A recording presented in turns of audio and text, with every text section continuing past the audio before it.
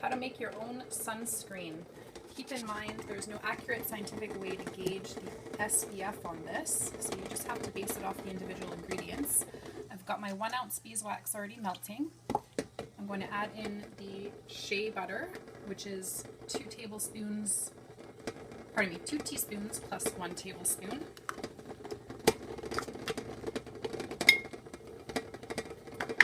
And we're going to add in the coconut oil. That's 2 tablespoons worth.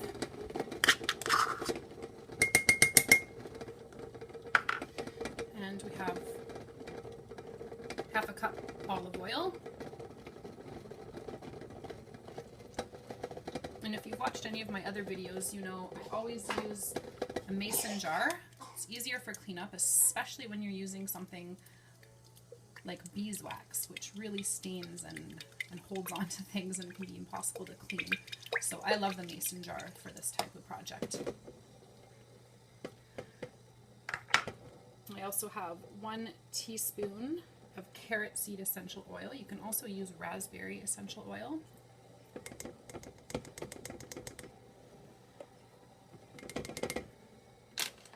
And I'm going to add vitamin E oil as well. About a teaspoon, though I never really measure exacts with it.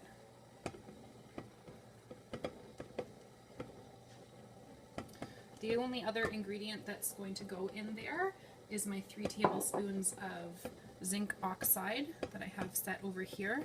You're going to want to make sure when you're getting that you get the non-nano version, the non-absorption into skin. So I'm just shaking to incorporate that. Now I started off melting the beeswax earlier because it can take quite a little while to melt. So once all of those are incorporated, which they almost are, then we'll add the zinc. Now for this project you are going to want an immersion blender. I use this just for my at-home projects.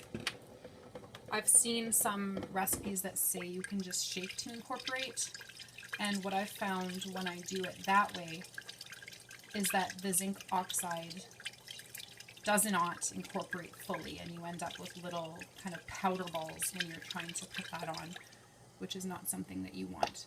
So while we're waiting for that to finish incorporating, I'll just show you what the finished product looks like. It's actually a really, really, really nice consistency, and that's how it goes on. So because it's the non-nano zinc oxide, you're going to get a little bit of a white tint still to the skin, but as you can see, a little bit goes a long way, and you can certainly have that in a squeezable container as well. It'll come out with no trouble.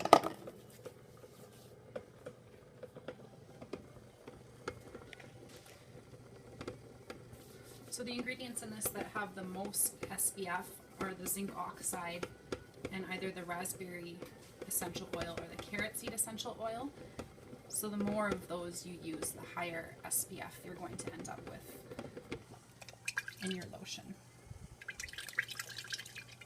So I'm just stirring that and looking for any chunks remaining of, usually the shea butter and the beeswax take the longest to incorporate.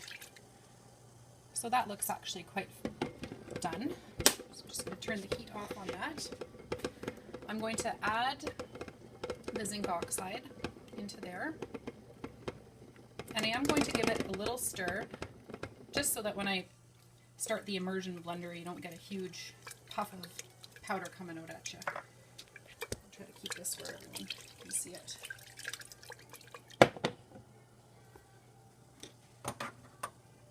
I'll just get the immersion blender going.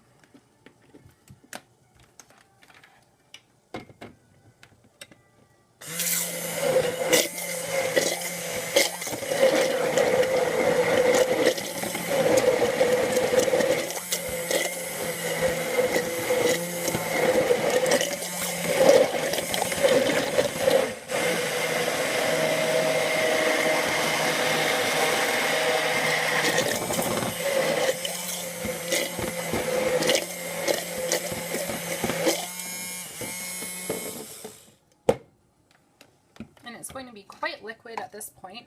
You can pour it into whatever container you're going to be using.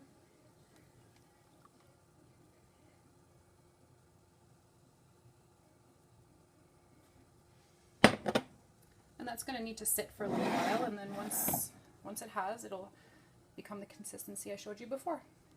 Enjoy!